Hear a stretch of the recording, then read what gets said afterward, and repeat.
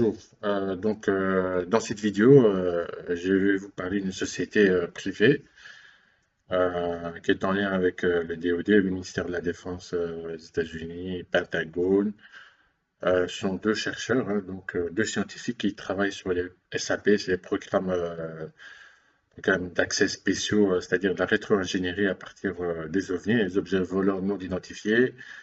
Que ce soit, enfin, il y a plusieurs domaines d'activité, ils ont accès à ce programme, à SAP. Ils sont connus dans le domaine public parce qu'ils passent à la télévision, dans des émissions qui ont des liens avec les OVNI. Je vais vous présenter leur société, hein. C'est un exemple de deux scientifiques, comme je vous l'ai dit, sous contrat avec l'armée américaine. Ils ne peuvent pas divulguer ce qu'ils font avec les OVNI, tout ça, mais à travers ce site, on voit les champs d'action, les champs d'études scientifiques. Donc, elle s'appelle Tech International, hein, vous avez ici le nom, là, voilà, ici. Alors, je vais vous traduire pour ceux qui ne savent pas exactement de quoi on a affaire. C'est une division de recherche, hein, et donc, il se présente comme un organisme de recherche financé par le secteur privé qui explore de nouvelles idées en physique, en ingénierie fondamentale appliquée. Ça, c'est la présentation de la page d'accueil. Ici, à propos de nous, à Botaos, donc l'Institut ici a été fondé en 85. Là, ils font de la recherche innovante avec un personnel créatif de haut niveau dédié à l'exploration des premières lignes de sciences et d'ingénierie. Nos intérêts de recherche comprennent les théories de l'espace-temps, de la gravité. Qu'est-ce qu'il y a encore? Attendez, je regarde un peu. Gravité, de la cosmologie, les études de vie quantique, les modifications des théories de standard de l'électrodynamique, la science du vol interstellaire, donc c'est le vol dans l'espace, quoi. La recherche d'intelligence extraterrestre, en particulier, comment ce sujet peut s'appliquer au développement de la propulsion spatiale innovante et des sources d'énergie. Nous nous efforçons de traduire ces idées en expériences de laboratoire.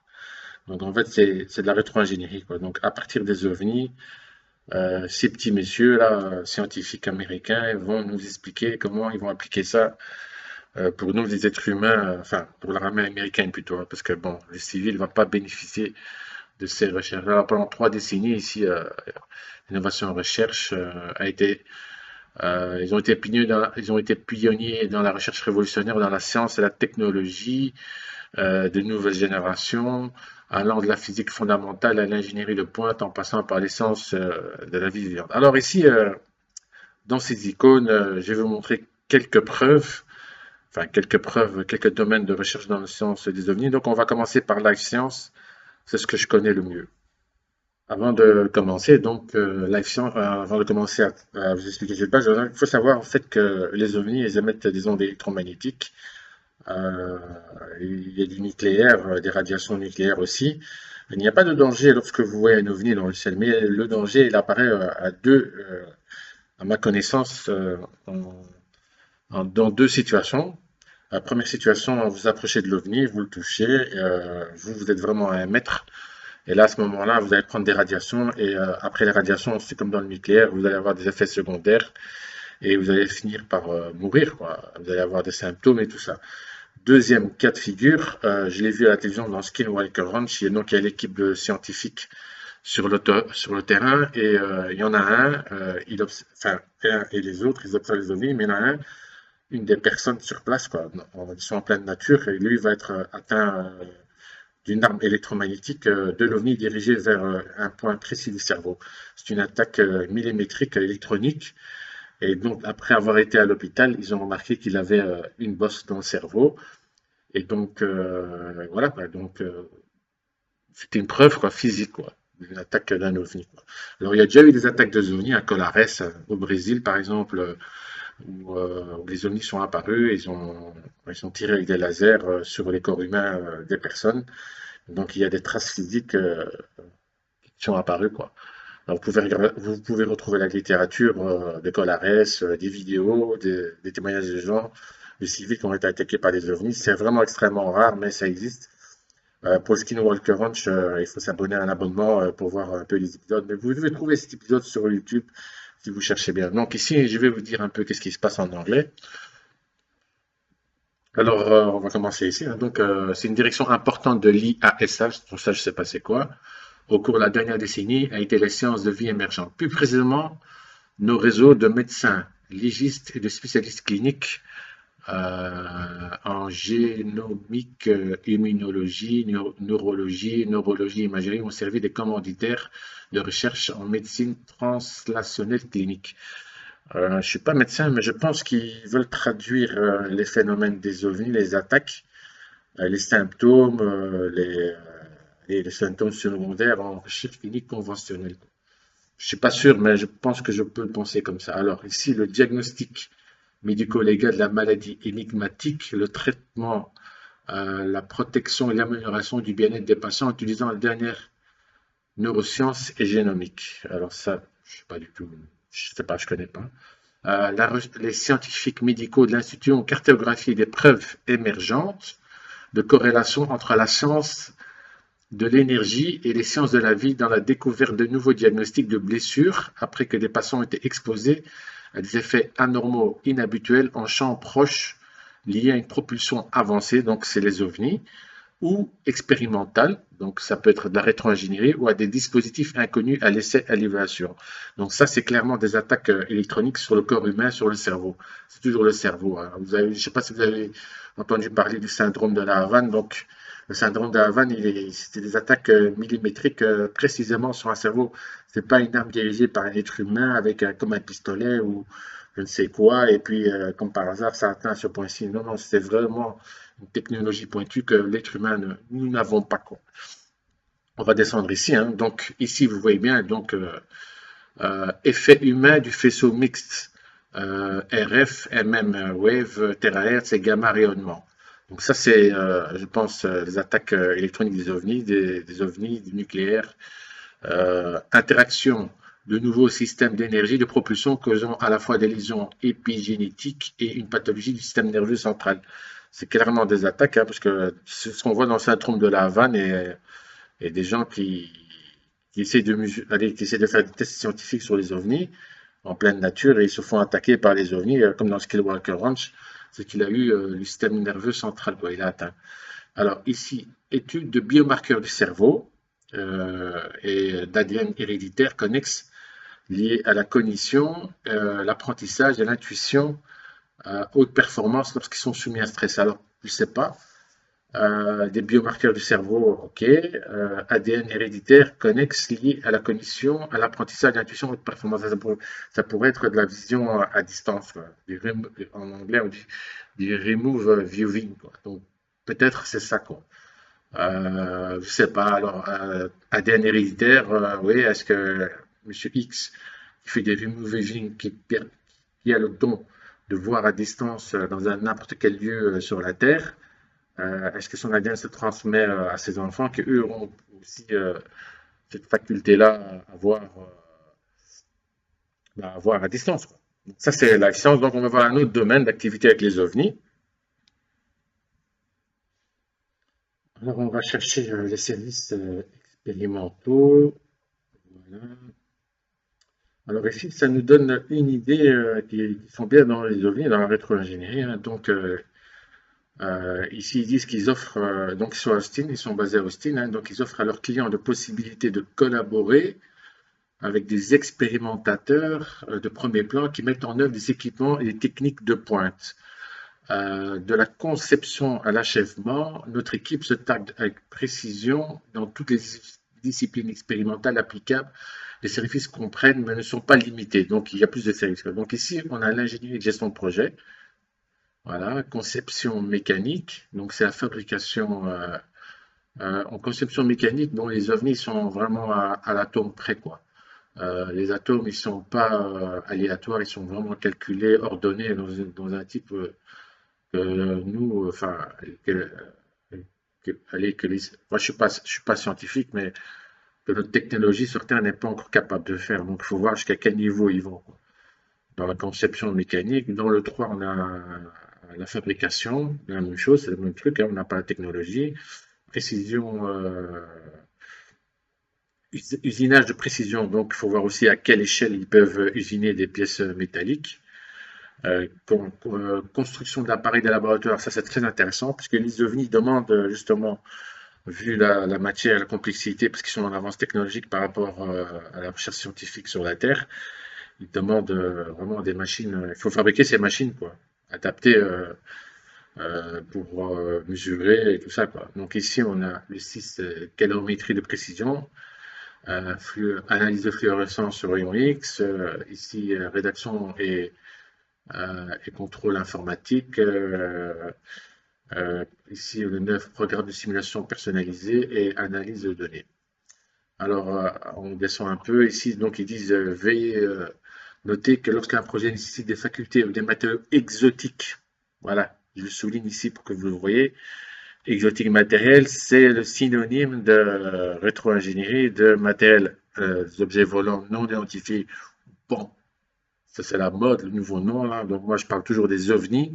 C'est ce qu'on utilise hein, dans l'armée pour ce type de recherche, quoi. Et donc, ou des mesures en dehors de notre expertise. Nous sommes obligés d'exploiter notre vaste réseau, puisque ce sont des scientifiques avec les DoD, ils font de la rétro-ingénierie, quoi, pour répondre aux besoins de nos clients.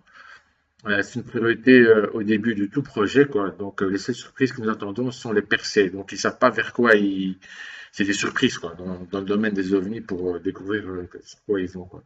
Alors, ils disent si vous êtes une entreprise intéressée pour des services expérimentaux, on doit les contacter par formulaire.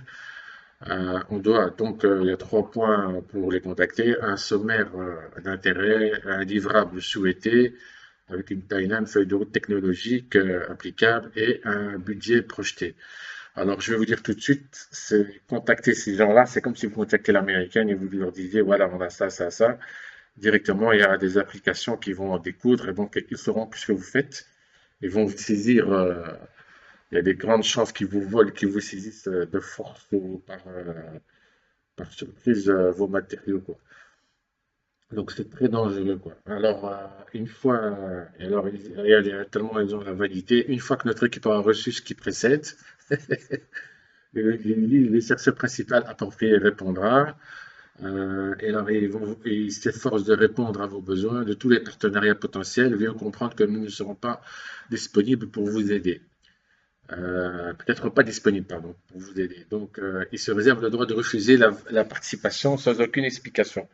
Bah, ça, c'est clair que si l'armée leur dit vous dégagez de ce bordel, ils vont pas continuer. Alors, dans la fac, ici, là, on a une fac, est-ce que se questionne. Attendez, hein, parce que ma connexion Internet, voilà. Donc, ici aussi, c'est très, très intéressant. Attendez que je regarde un peu de nouveau, parce que j'avais découvert ici quelque chose qui était intéressant au niveau des ovnis, des objets non identifiés. Ouais, donc ici c'est des questions fréquentes. Donc il vous demande est-ce que vous voulez rencontrer notre équipe, est-ce que c'est possible? Donc ils vous disent c'est pas, c'est niette quoi. Vous ne pouvez pas. Donc ils cherchent en fait des investisseurs. Alors capital risque, hein, puisque en fait le problème des investisseurs c'est qu'ils veulent savoir vers quoi ils vont aller, des modèles économiques. Donc eux ils n'ont pas de modèle économique, c'est en fonction de ce qu'ils vont trouver qu'ils vont pouvoir appliquer cette recherche avancée dans le domaine public, quoi, pour la rentabiliser. Et si c'est intéressant aussi, donc si j'ai une idée révolutionnaire en ce qui concerne le sujet, je pense que FTech Canada serait intéressé. Comment puis-je prendre contact? Donc là, il faut contacter avec le formulaire en ligne.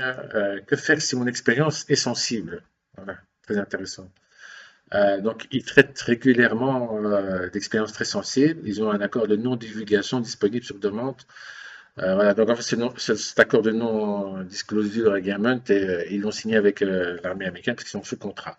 Alors, qui sont ces gens en fait dans l'entreprise? Donc, il y en a deux. Hein. Donc, ils sont connus dans les émissions de TV, hein, dans tout ce qui est dans le secteur des ovnis.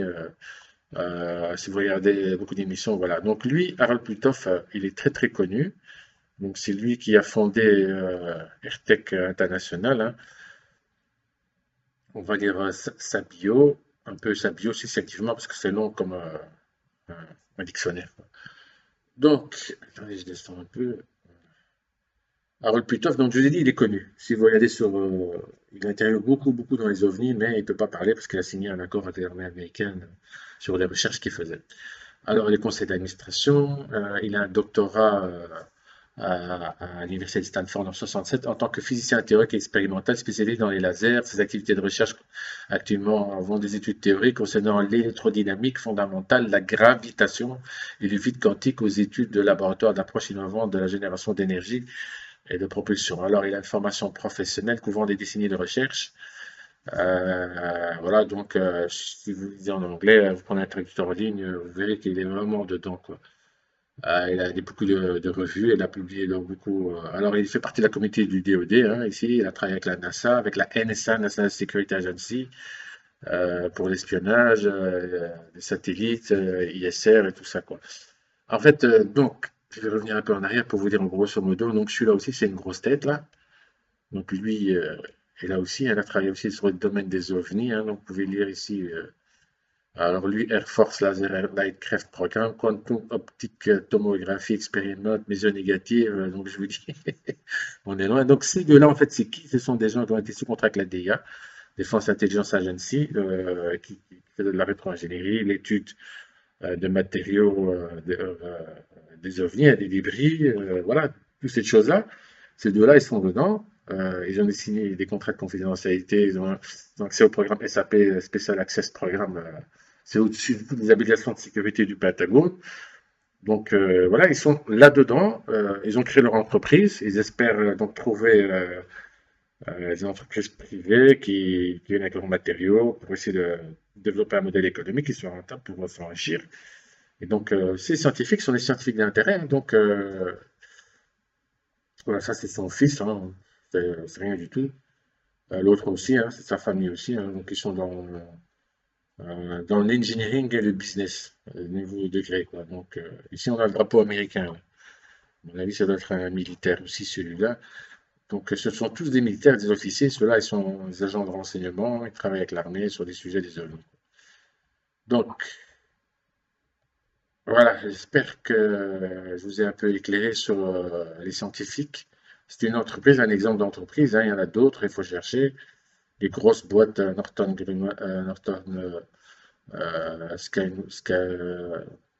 comment ça s'appelle, Scanwork, tout ça, c'est des entreprises américaines qui font de la recherche sur les ovnis. Hein. Ils ont des accords de partenariat avec l'armée américaine. Les contacter, ça revient à sonner toutes les alarmes au Pentagone. Voilà. Je vous présente dans une autre vidéo un personnage très intéressant. One day, Pat Price, during the remote viewing program, came in the office and he said, I got bored last night, so I started looking around, and I decided to look at the Oval Office. And as I kind of did my way around the Oval Office, I realized there's something in the Oval Office that will harm him, and he will not get through his second term. And I'm thinking to myself, oh my God, but I have to report that to a CIA contract manager, which I did. And so they sent a team over looking for, hidden microwaves, hidden toxic substances, and when they didn't come up with anything. Of course, as we now know from history, it was the tape recorder that did him in. And he couldn't make it through a second term because he... So this was during the Nixon administration? Yeah, Nixon administration. Wow. And so interestingly enough, when he reported that to us, I said, oh my God, that means Spiro Agnew will be president because he was the vice president. And he says, no, he goes first. Now, it turned out he did go first because of some money laundering scheme. So when I sit down and try to say, okay, what are the statistics of having somebody see that a president is going to make it through his next term and his vice president is not going to take over because he goes first? I mean, the odds of that, there's just no doubt that means it's really something.